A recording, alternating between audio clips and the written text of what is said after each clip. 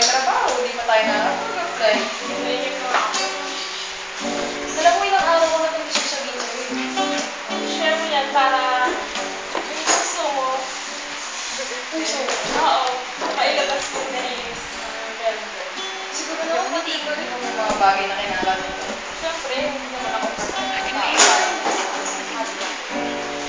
alam mo kasi yung bagay na kinakalungkot ang isang tao. Yung tipo pag nag-iisip, bigla na lang magsiselfie, bigla na lang mag-iinom. Ano ba yun? Nararanasan ko ito, nararanasan ko ba? Oo. Kasi ako, may kinakalungkot ko. Hindi ko naramdaman yung pagmamahal ng tatay. Ikaw, Naramdaman. naramdaman. Ikaw, Bakit ang nangyari? kasi lang kasi yun eh, hindi ako lumaki sa Pilipinas. Tsaka ito pa isa,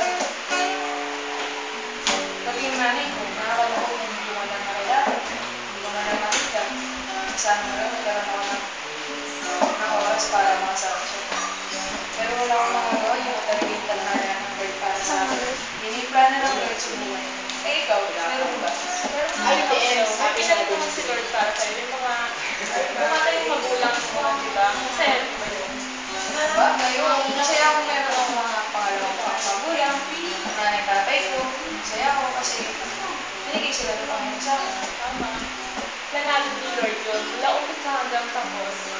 Alam ni Lord yung mangyayari. Eh ikaw, may mga bagay ka na kinakalungkot. Nakakakalungkot. Oo. Nakakatawa nga pero ito yung pinakalungkot ko. Nandito na ako sa Maynila. Alam ba yun, Jen?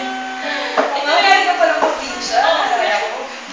Ngayon, kailangan ko nang tanggapin yung katotohanan na tapos na ako mag-aral at kailangan ko maghanap ng trabaho. Nakaka-pressure ba? Oo, nakaka-pressure. Pero, yung ginagawa ko na to para sa family ko. Alam mo yung feeling na nasanay ka na nakasandal ka sa family mo. Bakit may Lahat ng gusto mo, sasabihin mo lang, di ba? Pero ngayon, layo na nila, hindi ako sanay. Maging independent, pero kakayanin ko.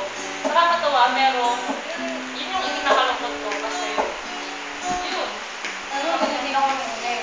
Pumunta ako dito sa Manila. Nakakalungkot kasi mag-isa ka na lang. Pero alam mo, hindi mo tayo pinabayaan ng Lord eh, di ba? Tama. Kagaya yung sabi mo sa akin, may plano ang Lord sa buhay ko. Kaya masaya nangyari yun. Sa'yo din, ganun din nga.